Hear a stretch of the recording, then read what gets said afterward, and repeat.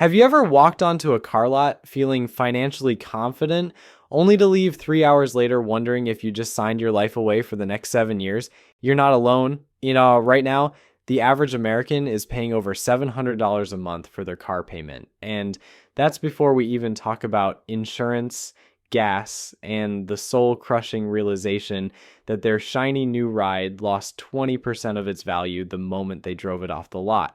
My name is Nick, and I help people understand money and make smarter financial decisions. If you're tired of being car poor and want to know exactly how much vehicle you can actually afford based on your salary, make sure to subscribe to the channel and hit that like button if this information saves you from financial disaster. Here's something that'll shock you. Most people think they can afford way more car than they actually can. The average monthly payment has climbed to $742 for new cars and $525 for used cars. But here's the kicker. Just because a bank will approve you for that payment doesn't mean you should take it. Banks aren't your financial advisors. They're in the business of making money off your monthly payments for as long as possible. The truth is, car salespeople and lenders have mastered the art of making unaffordable cars seem affordable. They'll stretch your loan to 6, 7, even 8 years just to get that monthly payment to a number that doesn't make you run screaming from the dealership. But what they won't tell you is that you'll still be making payments when your car needs major repairs and you'll be underwater on the loan for years. Today, we're going to break down exactly how much car you can afford at 4 different salary levels: $50,000, $75,000, $100,000, and $150,000 per year.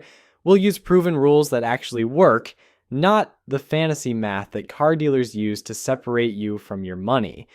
By the end of this breakdown, you'll know the exact dollar amount you should spend on a vehicle, and more importantly, you'll understand why going beyond that amount is financial suicide. Before we dive into specific salary breakdowns, you need to understand the rules that separate smart car buyers from people who end up financially trapped. The most popular guideline is called the 24-10 rule. This means you should put down at least 20% finance for no more than 4 years and keep your total transportation costs under 10% of your monthly income. But here's where it gets interesting. Some financial experts think that rule is too generous, and they prefer the 23-8 rule, which maintains the 20% down payment but shortens the loan to 3 years and caps your payment at 8% of gross income. The logic is simple. If you can't pay off a depreciating asset in 3 years, you're buying too much car. Now, let's talk about something car dealers pray you'll ignore: total cost of ownership. Your monthly payment is just the beginning. You've also got insurance, which can range from $100 to $300 per month, depending on your age, location, and driving record. Then there's gas, maintenance, repairs, and registration fees. Oh, and let's not forget the biggest hidden cost of all: depreciation. Here's a fun fact that'll make you question every car commercial you've ever seen. New cars lose an average of 23.5% of their value in the first year alone. That means if you buy a $30,000 car today, it'll be worth roughly $23,000 12 months from now. Congratulations, you just paid $7,000 to drive a car for a year. That's on top of your monthly payments, insurance, and everything else. Most cars lose about 60% of their value in the first 5 years. So that $30,000 car will be worth around $12,000 when you finally pay it off. This is why buying new cars is often considered one of the worst financial decisions you can make, especially if you're not wealthy. Let's start with someone earning $50,000 per year. After taxes, you're probably taking home around $3,400 monthly. Using the 10% rule, your total transportation budget should be no more than $340 per month. Using the more conservative 8% rule, you're looking at $272 monthly. But remember, that's your total transportation budget, not just your car payment. If you're spending $150 monthly on insurance and gas, you've got less than $200 left for an actual car payment under the 10% rule. Under the 8% rule, you'd have about $120 for a payment. Let's be realistic about what this means. With a $150 monthly payment, 20% down, and a 5% interest rate over 4 years, you're looking at a car that costs around $8,000. If you follow the more conservative 3-year rule, you're shopping in the $6,000 range. I know what you're thinking, $6,000 to $8,000 doesn't buy much car these days, you're absolutely right. But here's the brutal truth. If you're earning $50,000 per year, you can't afford a nice car. You can afford reliable transportation. There's a massive difference between the two, and understanding that difference will determine whether you build wealth or stay broke forever. The good news is that reliable transportation exists in that price range if you know what to look for. A well-maintained Honda Civic or Toyota Corolla with higher mileage will serve you faithfully for years while you focus on increasing your income and building wealth. Now let's look at someone earning $75,000 annually. Your monthly take-home is probably around $5,100. Using the 10% rule, you can spend $510 monthly on transportation. The 8% rule gives you $408. After accounting for insurance and gas, you're looking at roughly $350 for a car payment under the 10% rule, or about $250 under the 8% rule. With a $350 payment, 20% down, and reasonable financing terms, you're shopping for cars in the $15,000 to $16,000 range. The more conservative approach puts you around $11,000 to $12,000. At this salary level, you have more options, but you're still not shopping for luxury vehicles. You might find a certified pre-owned compact car or a slightly older mid-size sedan. The key is resisting the temptation to stretch your budget just because you qualify for a larger loan. Here's where many people making $75,000 make their first major mistake. They see that they can get approved for a $500 or $600 monthly payment and think that means they can afford it. Just because a bank will lend you money doesn't mean borrowing it is smart. Banks make money when you're in debt to them. They're not concerned about your financial well-being. Moving up to $100,000 per year, your monthly take-home is approximately $6,800. The 10% rule allows for $680 in monthly transportation costs. The 8% rule caps you at $544. After insurance and gas, you're looking at roughly $500 for a car payment under the 10% rule, or about $400 with the conservative approach. This opens up significantly more options. With a $500 payment and proper down payment, you're shopping in the $22,000 to $25,000 range. At this income level, you can afford a reliable late model used car or possibly a basic new economy car.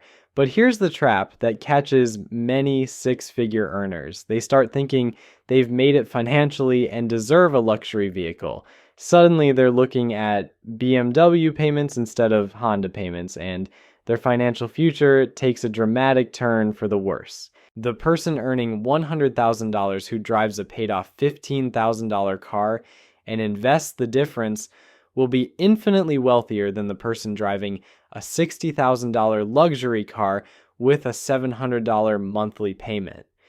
Wealth isn't about looking rich, it's about being rich. Finally, let's examine someone earning $150,000 annually. After taxes, your realistic monthly take-home is likely around $9,100 depending on your state. The 10% rule allows for $910 in total monthly transportation costs. The 8% rule caps you at roughly $730. After setting aside about $200 for insurance and gas, you're looking at around $700 for a car payment under the 10% rule, or about $530 with the conservative approach. This puts you in the $30,000 to $35,000 range for vehicle purchases. I know that sounds low for a high earner, but remember, just because you earn six figures doesn't mean you should volunteer to pay six figures in interest. At this salary level, you can afford a nice car without destroying your financial future. You might choose a well-equipped mid-size sedan, a compact luxury vehicle, or even a basic pickup truck if that suits your needs. But even at this income level, stretching beyond these guidelines can derail your wealth-building goals. The biggest mistake high earners make is lifestyle inflation. They assume that earning more money means they should spend more money on everything, including cars. But the wealthy understand that the goal isn't to spend your money. The goal is to keep your money and make it work for you. Here's the reality that nobody wants to admit. The person driving the beat-up Toyota Camry with 200,000 miles might actually be wealthier than the person cruising in the brand new Mercedes. Why? Because they understand something that most people never figure out. Cars are wealth destroyers, not wealth builders. Let me paint you a picture of what happens to most people's finances when they ignore these guidelines. Meet Sarah, who earns $75,000 per year. She walks into a dealership and falls in love with a $35,000 SUV. The salesman runs the numbers and tells her she qualifies for a $650 monthly payment over 7 years. Sarah thinks this sounds reasonable because she can technically afford it. But here's what Sarah didn't calculate. Her total monthly transportation costs are now over $900 when you include insurance, gas, and maintenance. That's nearly 18% of her gross income, almost double what financial experts recommend. Sarah is now car poor, which means she looks successful on the outside while struggling financially on the inside. Fast forward 3 years, Sarah's SUV is worth about $22,000, but she still owes $28,000 on the loan. She's trapped in what's called an underwater loan, owing more than the car is worth. If she needs to sell it due to job loss or financial emergency, she'd have to come up with $6,000 just to get out of the loan. Meanwhile, her coworker Mike, who also earns $75,000, bought a certified pre-owned Honda Accord for $15,000. He put $3,000 down and financed $12,000 over 3 years. Even with current used car interest rates sitting around 11%, his monthly payment is just $395, and he'll have it paid off completely while Sarah still has 4 years of payments remaining. Here's where the math gets really interesting. Once Mike pays off his car, he continues making that same $395 payment to himself by investing it. Over the next 10 years, assuming a conservative 7% return, that money grows to over $68,000. Mike built nearly 70 grand in wealth. Sarah just built a relationship with her mechanic. This is the hidden cost of buying too much car that nobody talks about. It's not just the monthly payment, it's the opportunity cost of all the money you could have been investing instead of sending to the bank every month. Now, let's address the elephant in the room. What about people who claim they need a reliable car for work, or they have a family and need something safe? Yeah, these are valid concerns, but they're often used as excuses to justify overspending. You can find reliable, safe transportation within the guidelines we've discussed. The difference is you might be driving a 3-year-old Hyundai instead of a brand new Audi. Here's a secret that car salespeople don't want you to know. Some of the most reliable cars on the road are also among the least expensive to own. Honda Civics, Toyota Corollas, and Nissan Sentras consistently rank among the most reliable vehicles, and you can find excellent examples within any reasonable budget. But what if you absolutely must have a larger vehicle? Maybe you have 4 kids, or you genuinely need a truck for work. The principles don't change. You just need to shop smarter. A 5-year-old Chevrolet Suburban with 100,000 miles will haul your entire family and cost a fraction of what a new one would. A 10-year-old Ford F-150 will handle any job a brand new truck can, but at 20% of the price. The key is separating needs from wants. You need reliable transportation. You want the latest technology, leather seats, and that new car smell. Understanding this difference will save you literally hundreds of thousands of dollars over your lifetime. Let's talk about something that makes car buying even more dangerous for your wealth. Extended warranties, gap insurance, paint protection, and all the other add-ons that dealers push during the financing process. These products can add $50 to $100 to your monthly payment, and most of them are either unnecessary or overpriced. The dealer might tell you that gap insurance is essential, but if you put 20% down on a reasonable car, you won't need it. They'll say the extended warranty provides peace of mind. But if you're buying a reliable used car within your budget, you're better off setting aside the warranty payment each month for potential repairs. Here's where the psychology of car buying gets really twisted.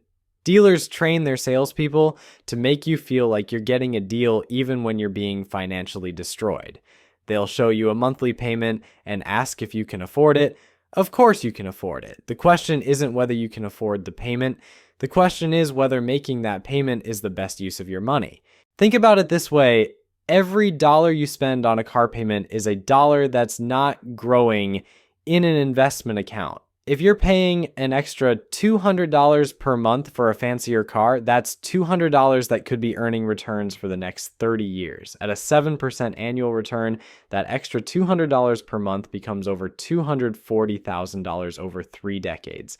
Suddenly, that premium sound system and heated seats don't seem quite so appealing when you realize they might cost you $250,000 in lost wealth building opportunities. This brings us to one of the most important concepts in personal finance: opportunity cost.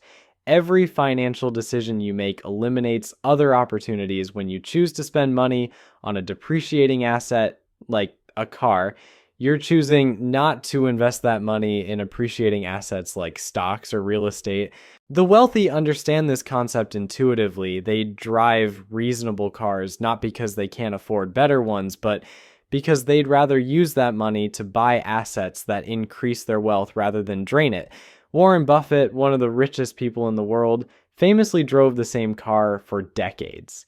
He understood that cars are tools for transportation, not investments or status symbols. But here's where many people get defensive. They argue that their car is important to their professional image, or that they spend so much time in it that they deserve something nice. These might be valid points in extreme cases, but they're usually just rationalizations for overspending. If you're a real estate agent or salesperson who genuinely needs to project success, you can still do that within reasonable guidelines. A well-maintained 3-year-old luxury car will project the same image as a brand new one, but at half the cost. The client sitting in the passenger seat can't tell the difference between a car that's 6 months old and one that's 3 years old. Here's the brutal truth about car affordability that most people refuse to accept. If you're not already wealthy, you can't afford to act like you are. Wealthy people can afford to make suboptimal financial decisions because they have the resources to absorb the losses. If you're still building wealth, every dollar counts, and wasting money on expensive cars will keep you from ever achieving financial independence. The path to wealth isn't complicated, but it requires making choices that your peers might not understand. While they're complaining about their car payments, you'll be building investment accounts that eventually eliminate the need for monthly payments on anything. Let's talk about financing terms, because this is where dealers absolutely love to play games with your brain. You've probably heard the pitch 1,000 times. We can get you into this car for just $39 more per month. They say it like $39 is nothing, like you accidentally drop that much in loose change every week. But here's the math they're hoping you won't do. $39 per month over 6 years is an extra $2,800. Over 7 years, it's $3,276. For what? Maybe upgraded floor mats and a slightly better sound system. You're literally paying $3,000 for features you could add yourself for $300. This is why the loan term is absolutely critical to your financial survival.